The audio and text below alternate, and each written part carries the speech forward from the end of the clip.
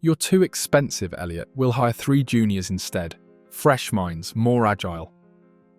That was it. 18 years in the same building, dozens of product launches, nights I didn't sleep, and weekends I missed with my daughter, all reduced to a single line delivered across a polished mahogany table by a man who'd been with the company for 7 months. I stared at Ronan Maxwell, the new CTO, waiting for the rest of it. Some justification, maybe a hint of guilt, or at the very least the decency to lie. But he just sat there, tapping his pen like he was checking off a box. The room felt clinical, overly air-conditioned, and too bright for what was happening. He'd chosen a conference room with glass walls, as if transparency somehow softened the blow. "I understand this might come as a shock," he added, his tone flat, rehearsed. "But the board wants to modernize. We're streamlining legacy systems and, unfortunately, legacy personnel." Legacy personnel. That was me. A relic. A name on a salary chart that didn't fit the new narrative. I opened my mouth, then shut it. What was I supposed to say? "Please keep me." "You're making a mistake." No, that wasn't who I was. Not now. Not after everything. So I nodded. "Thank you." Ronan blinked. "Is that all you have to say?" "I think that's enough," I replied. He looked disappointed, like he'd expected more fight. Maybe he wanted to feel righteous, vindicated even. I wasn't going to give him that. I stood up, smoothed out my shirt, and shook his hand. His grip was firm, too firm. The kind of grip that tries to dominate. He'd already won, but he needed to feel it skin to skin. "HR will follow up," he said, already shifting his attention to the laptop in front of him. "You'll be expected to help transition the new hires over the next 2 weeks." I paused at the door. "You're asking me to train my replacements?" He shrugged. "If you care about the team, yes." I didn't answer. I walked out. My keycard still worked, at least for now. The same security guard nodded at me as I passed the front desk. He didn't know. No one did. Not yet. I walked to my car without looking back. The engine hummed to life, but I didn't put it in drive. I just sat there, gripping the steering wheel, my fingers tightening until my knuckles turned white. I should have seen this coming. Ronan had been dropping hints for weeks, talking about optimization, future-proofing, scaling smart, corporate code for cut the expensive old guy. Still, hearing it out loud, being told that your value doesn't justify your paycheck anymore, it does something to you. It snaps something inside, something you didn't even know could break. I looked at my reflection in the rearview mirror. Same face, same eyes, but everything felt foreign, detached, like I'd been peeled away from my own life. This wasn't just about a job. This was about being erased. And they had no idea what I'd been holding back, what I'd built, what I protected. Not yet. But they would. I didn't slam the door when I got home, didn't throw my keys across the counter or reach for the bottle in the cabinet. I didn't even kick off my boots. I just stood there in the middle of the kitchen, still wearing the badge that would stop working by Monday. The house was quiet. Too quiet. The kind that amplifies everything happening in your head. I opened the fridge, pulled out a cold bottle of water, and drank it like I hadn't had anything in days. My throat burned, but I kept swallowing. I walked to my office. Not the real one, just a nook by the window where I kept my backup drives, notebooks, and the busted laptop from my first consulting job. The drawers still held hand-sketched diagrams, scribbled flowcharts, system maps I'd drafted at 3 a.m.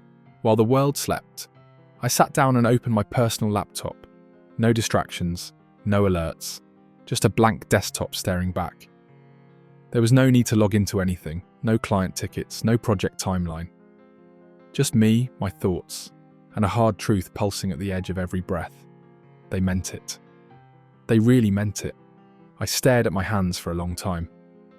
They didn't look any different, still the same calloused fingers that typed 70 hours a week, still the same knuckles that cracked when the pressure built. But now they felt useless. All the times I'd been the one they called when everything broke. Weekends, holidays, 2 a.m. crises. And now I was disposable. Not because I failed, not because I got soft, but because I cost too much on paper. I leaned back and looked out the window. My neighbour was mowing his lawn. Some teenager zipped past on a skateboard. Life moving on, unaware that mine had just been quietly pulled out from under me. I could have called someone, a friend, my daughter, even my old mentor, but what was there to say? Hey, guess who just got called outdated? Guess who trained the same people now replacing him? No, I didn't want pity. I didn't want pep talks. I wanted silence, not because it felt good, but because anything louder might crack whatever thin thread was holding me together. So I did what I've always done when things stop making sense. I cleaned, I emptied the dishwasher, swept the hallway, wiped down the counters. I folded a week's worth of laundry without even checking if it was mine. It wasn't therapy, it was survival. And when I was done, I poured a cup of coffee, sat back down in that chair, and opened an old project archive from a decade ago, just to remind myself of something real, something that still bore my fingerprints, something no one could take from me. I didn't feel angry, not yet. What I felt was weight, the kind that sits on your chest when you realise the ground beneath you was never yours. It was leased, and someone else had just cancelled the contract. So I sat there, sipping coffee gone cold, staring at my own blueprints, trying to remember the exact moment when I stopped being seen and started becoming a cost. The first time I walked into that building, I was carrying a folding chair and a bag of Ethernet cables. No corner office, no team. Just a pilot project and a promise. If you can stabilise the platform, we'll talk long term. I didn't have to think twice.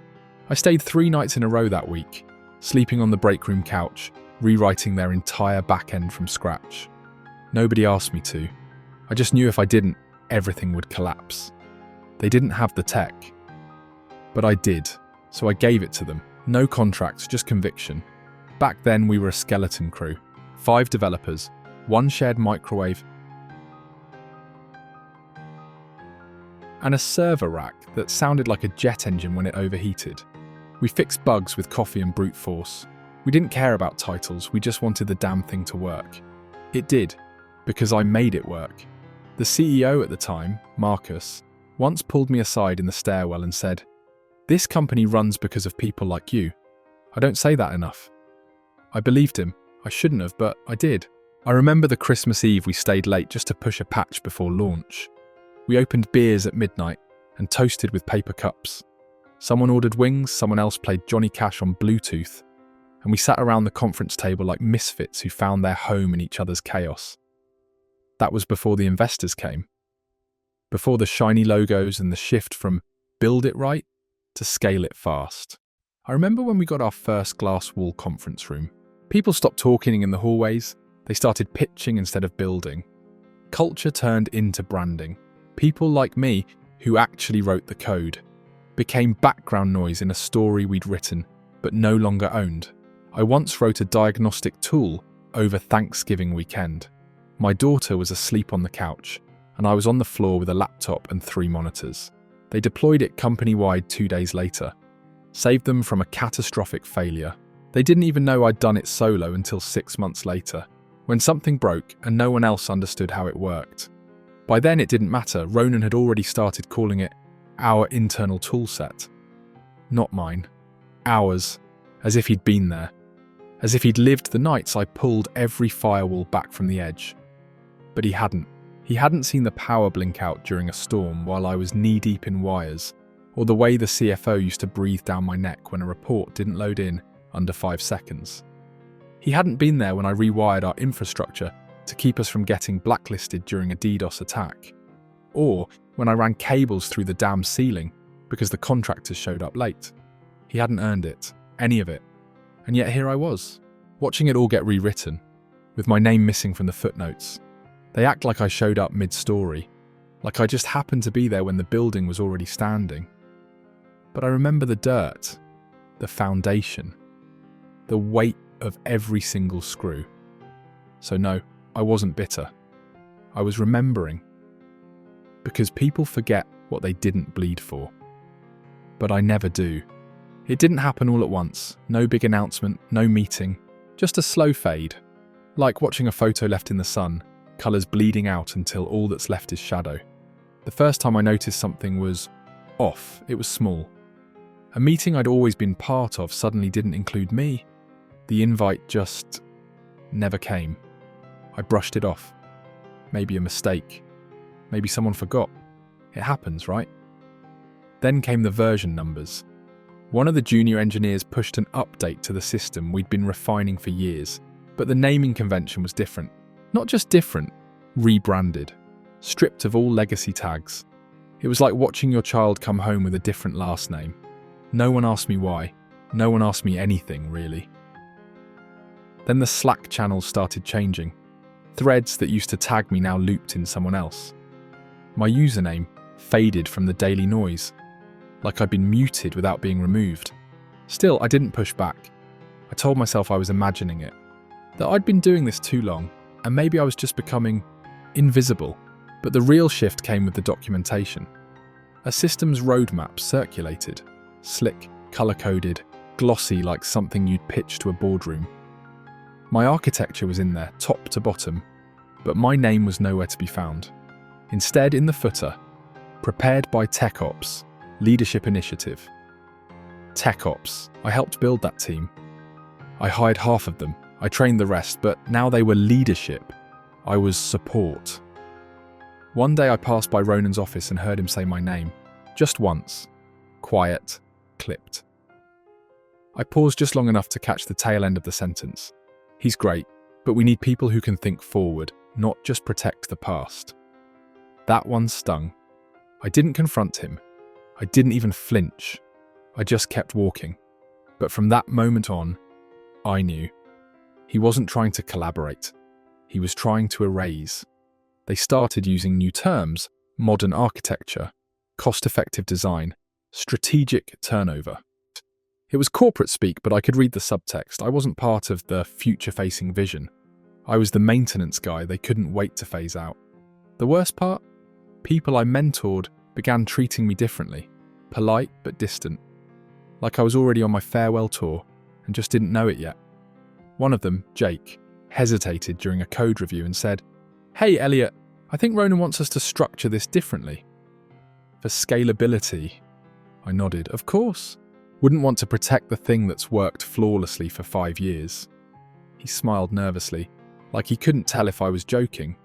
I wasn't. Even the office itself started shifting. My desk was moved closer to the printer, literally and symbolically, further from the glass-walled strategy rooms. The new hires didn't know who I was, and no one bothered to explain it to them. I became a name on an org chart they barely glanced at. And still, I stayed quiet. But I was watching, recording, remembering. Not out of spite, but because I knew what was coming. And when it did, they'd pretend no one saw it building. But I did. I saw it coming from a mile away. I just wanted them to believe I didn't. I didn't retaliate. I restructured. While they were planning my phase out, I started crafting my exit on my own terms. Quietly, precisely. Like rewiring a live circuit without killing the power. The first thing I did was set up a personal off-site archive, not company property, just notes, observations, design logic only. I knew because no one had bothered to document the original infrastructure. I'd asked years ago for time to formalize it. Was told it wasn't urgent. Now it was essential. I opened an encrypted cloud directory and uploaded every version of the network topology, every deprecated script, every obscure workaround I'd built to keep things running when no one else was watching. Then I called my attorney. Nothing dramatic, just a conversation over lunch. I asked about IP protection, employment boundaries, and quiet clauses. Turns out I was more protected than they were. I'd been operating without a non-compete for over a decade. An oversight on their part, a gift for me. I didn't gloat, I took notes. Next, I reconnected with a few folks I hadn't spoken to in years, former colleagues now sitting in executive roles at competing firms. I didn't say much, just checked in, asked how their teams were doing. Let them know I was keeping my options open. Doors don't always open because you knock. Sometimes you just need to remind people you're still standing outside. I created a mirror system at home, an offline clone of the key platforms I helped build. Not proprietary data, just skeletons of structure, frameworks. enough to remind myself how much of this place had been shaped by my hands. One night while the office was empty, I printed a diagram of our main data flow, one I'd drawn up during a critical migration phase years ago. I pinned it above my home desk, right next to an old photo of my daughter at age 10, holding my badge like it was some kind of trophy. I hadn't thought about that day in years. That's when it hit me. This wasn't about revenge, it was about legacy. Mine had been written in undocumented functions and undocumented hours, but not anymore. I set up a personal project, write the story of the architecture, how it was born, how it scaled, how it survived. A technical memoir, if you will. Not for publication, for proof. Because I knew the day would come when they'd act like none of it mattered, and I wanted something real to anchor the truth. At work, I kept showing up, answering emails, attending meetings, but inside I was building a firewall of my own. Not made of code, but of clarity. I changed my posture, spoke less, listened more. When Ronan pitched modernization again at the next town hall, I clapped. Not because I believed in it, because I wanted him comfortable. Complacency makes mistakes, and I needed him sloppy. I saved copies of memos, quietly documented inconsistencies in implementation, and noted every time they used a tool I'd created without attribution. I wasn't paranoid. I was precise.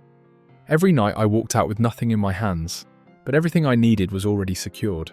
I wasn't waiting for permission to fight back. I was laying the groundwork to win quietly, thoroughly, irrevocably. The message came late, 2:14 a.m. to be exact. Subject line: "You've seen this, right?" Attached was a video link. I clicked without thinking. Probably another system bug or a forwarded tech joke. But the moment the frame loaded, my stomach dropped. There he was, Ronan Maxwell, Ronan Hossas, standing on stage at a regional cloud infrastructure summit, bathed in blue LED light and corporate applause. Behind him, a massive screen displayed my architecture, cleaned up, polished, but unmistakably mine. The same load balancing framework I'd developed during a holiday blackout. The same priority queue system I'd patched in at 3 a.m, while everyone else was home with their families, except now it was called the Maxwell Protocol. I watched as he walked the audience through his revolutionary approach to scalability and resilience. He didn't stumble. He'd rehearsed this perfectly. Even the slide deck, color-coded, animated, had traces of my original whiteboard sketches. But the real hit came when he said this. When I arrived, I saw a system clinging to outdated design. Robust, sure, but clunky. I knew we needed something bolder, something modern. So I built this from the ground up, and now our uptime is the envy of the market. Built it from the ground up. I didn't move for a full minute, just stared at the screen watching the audience nod. Some took notes, others snapped photos. One guy in the front row even raised his hand with a look of awe. They believed him, and why wouldn't they? He was young, clean-cut, good with buzzwords, and me? I was already being framed as legacy, just another name fading from the hallway plaques. I closed the video and leaned back. My chest felt tight, but not from surprise, from confirmation. This wasn't just personal anymore. It was calculated, strategic. He hadn't just pushed me out. He'd staged a takeover of my entire contribution. Theft, sanitized, and repackaged. I opened the company portal and searched through recent internal newsletters. There it was, clear as day. New infrastructure model developed by CTO Maxwell yields 99.97% reliability in stress testing. I clicked on the diagrams, overlaid them with mine. Identical in function, structure, naming conventions, except one thing. Every reference to the original framework had been scrubbed. Deliberate. And they'd signed off on it. That was the moment I realized this wasn't just Ronan. This was institutional. They were rewriting history in real time. And I was being redacted, methodically, quietly, effectively.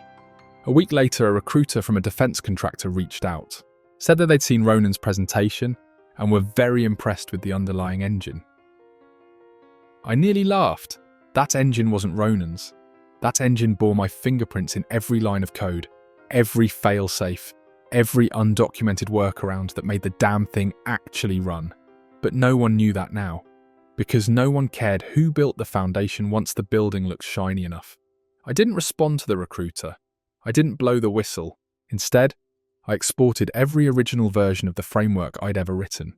I included metadata, timestamps, source history, early bug reports with my initials in the margin. Then I printed a copy of the original project roadmap, the one with my signature on page 2, and filed it. Not with HR, with legal. They thought I was done, that I'd faded into the background like some old coat left on a forgotten hook. But they were wrong. I wasn't gone. I was watching. And the moment was coming when they'd need me to disappear completely. And that's when I'd make sure they remembered exactly who built the ground they were standing on.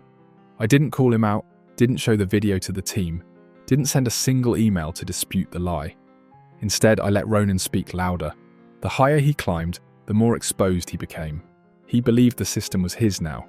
His code, his architecture, his legacy. He flaunted it on LinkedIn, celebrated it in interviews, even trademarked a framework that was 80% mine and 20% cosmetic rerun. Fine, let him keep climbing. I was just making sure the ladder was resting on quicksand. The first move was surgical. I reached out to someone at Draxon Capital, an old contact I hadn't spoken to in years. He remembered me, asked what I'd been up to. I told him quiet work, but the kind that still holds weight. A week later, I learnt Draxon was in talks to acquire mid-tier tech firms to bolster their infrastructure division. Ronan's company was on that shortlist. Timing, as always, is everything. I asked to sit down with Draxon's head of systems integration, not to apply for a job, but to offer perspective. I brought the original white papers, authenticated source trees, design notes handwritten in margins and notebooks they'd never seen. And one more thing, a flaw, a silent failure embedded in the updated version of the framework, one that Ronan didn't understand because he didn't write it. A patch I never documented, because back then I never thought I'd need to defend my own work. I showed them how that flaw, left unchecked, could compromise reliability under certain load conditions, a ticking time bomb. Nothing malicious, just a reality Ronan had ignored in favour of shiny slides. They listened, took notes, asked questions, serious ones.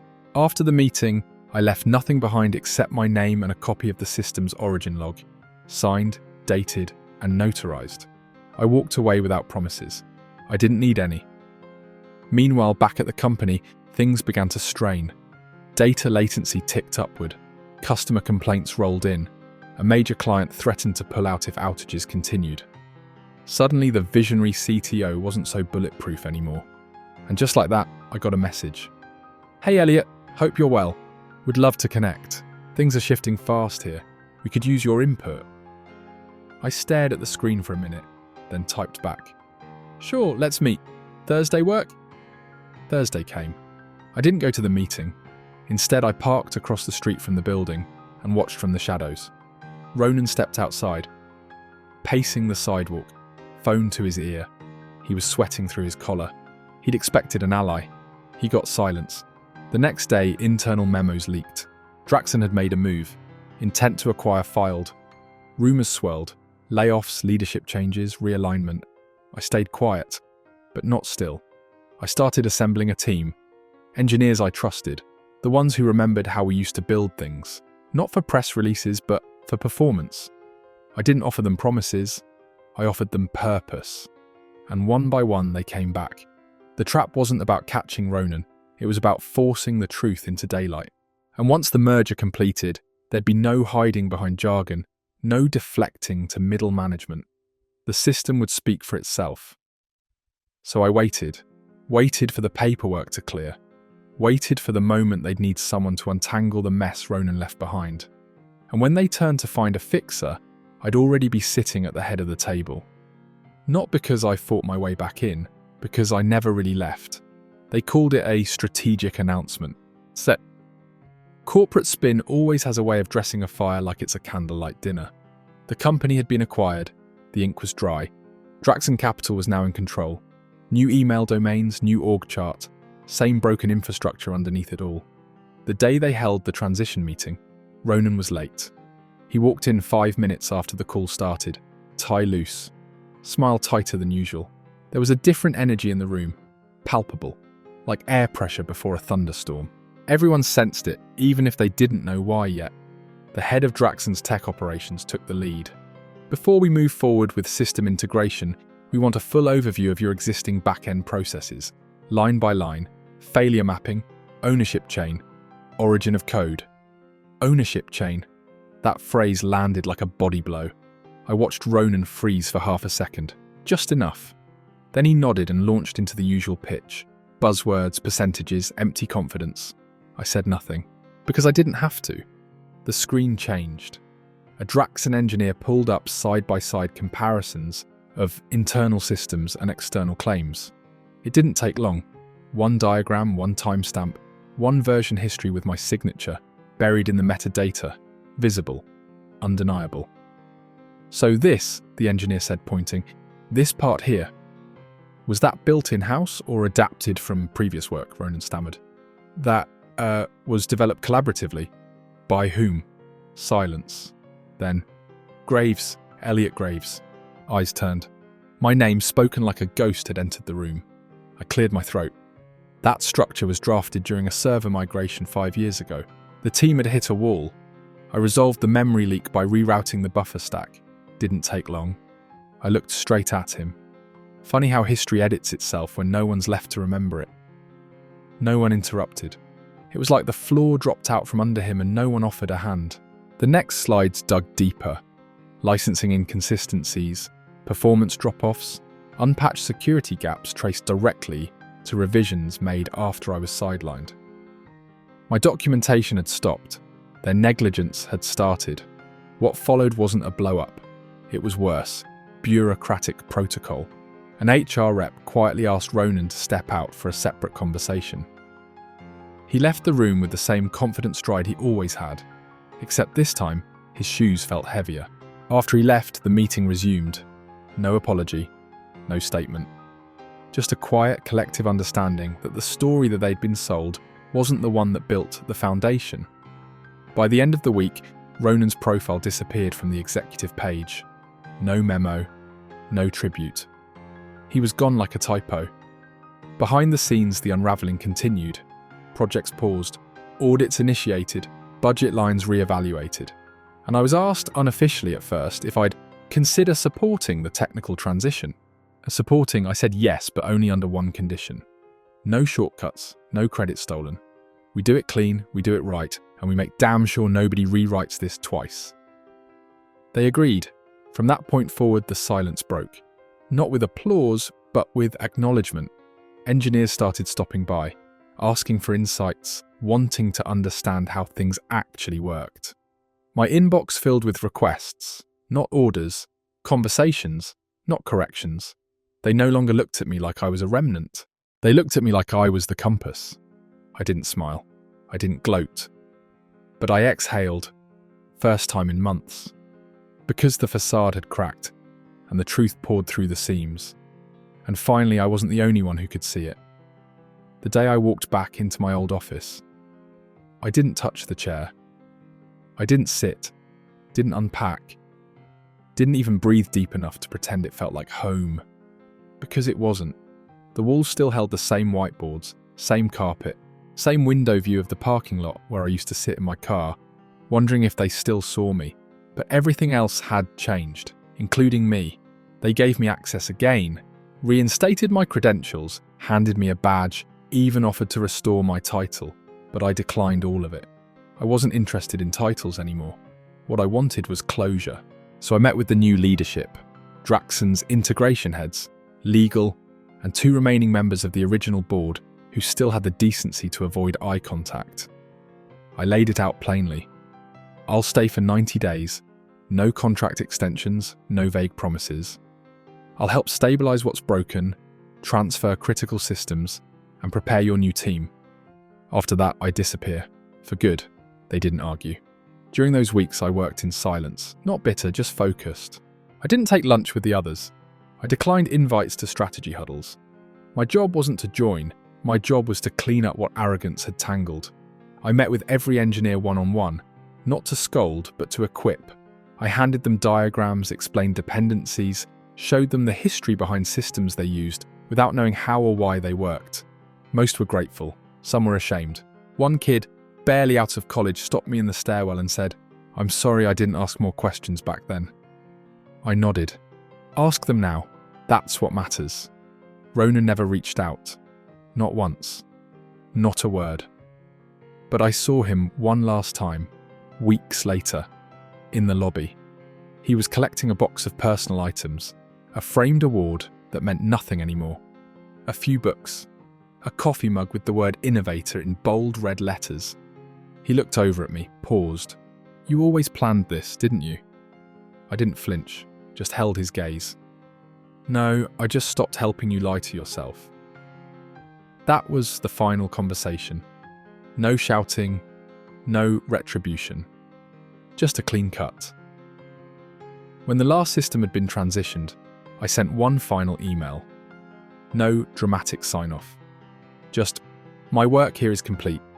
No further access required. Elliot." I deactivated my badge myself, dropped it off with security, walked through the revolving door one last time. The sun outside felt different, like I'd been underground too long. I got in my truck, didn't look back. There was no crowd clapping, no speech, no vindication party. Just me, an engine humming under my feet. And the weight of everything finally lifted. I wasn't angry anymore. Not at them, not at myself. Because I realised something in those final weeks. They didn't break me, they buried me, and then stood around waiting for the dirt to settle. But I wasn't soil, I was stone. And now that the dust had cleared, I could finally leave. Not as someone pushed out, but as someone who chose to walk. I didn't jump into another position, didn't polish my resume or chase titles like some badge of honour. I rested. That's the part nobody talks about. The exhaustion after a long, quiet war. Not the kind with explosions, but the kind where every meeting, every fake smile, every moment of being overlooked chips away at your soul. So I stepped back. I bought a fixer-upper cabin 3 hours from the city. No internet, no cell signal, just tall trees and the sound of wind moving through pine. The kind of place where silence doesn't feel empty. It feels earned.